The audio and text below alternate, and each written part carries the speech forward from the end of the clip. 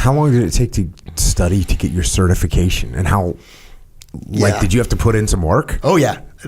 I did the whole thing. That was a several-month thing, and I had a blast doing it because it was a great way to get to know my Marines and really for me more than anything, it was to get to know what the challenges were and why it was a big deal for me is we were getting ready to go in a carrier.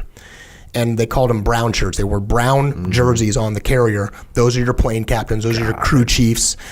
And they have the most unappreciated, unforgiving job. They're the ones out there at 2 o'clock in the morning trying to fix an engine hanging over the side of an aircraft carrier so that jet is on the flight schedule the next day. Really underappreciated the amount of work and how important that work was. And I wanted to understand that so I could help advocate to get them the things they needed to be successful. And the only way to do that is to know what they were going through. So I went through the entire process to get certified, to learn about that.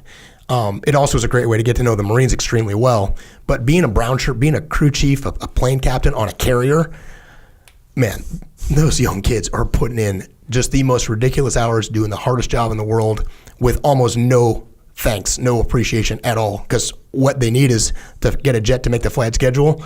And then, Dave Berke mans up the jet and gets all the glory because he launches off the carrier. Goes out for a 45-minute air-conditioned flight. Totally. Comes back, lands it, turns the keys over and say, here's my rental. Yeah. That's the joke is like, hey, I took this jet, I come back, and I go, hey, this thing's busted. And I give him the keys and I leave. And obviously I didn't want to be one of those pilots. And those pilots exist. Yeah. Right now, just so you know, there are thousands of Powerline Marines listening to this conversation that are stoked that you're talking about it. How many parts? Do you know how many parts are in an F-18? I couldn't even guess.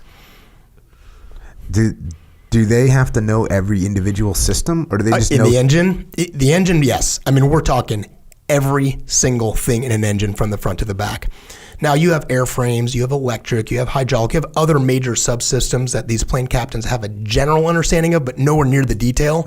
But when it comes to the engine, every single thing. And I'm sure it's true for all of them, but a Hornet engine is a complex piece of machinery. Check.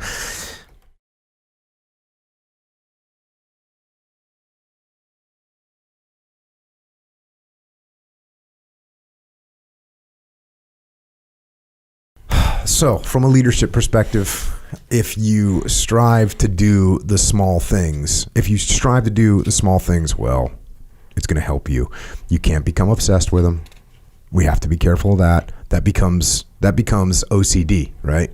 You ever work for an OCD person? Yes. I work for an OCD SEAL, and it was, you work through it, but it's just like any other sort of like mental health issue where the person just doesn't understand that they've got it.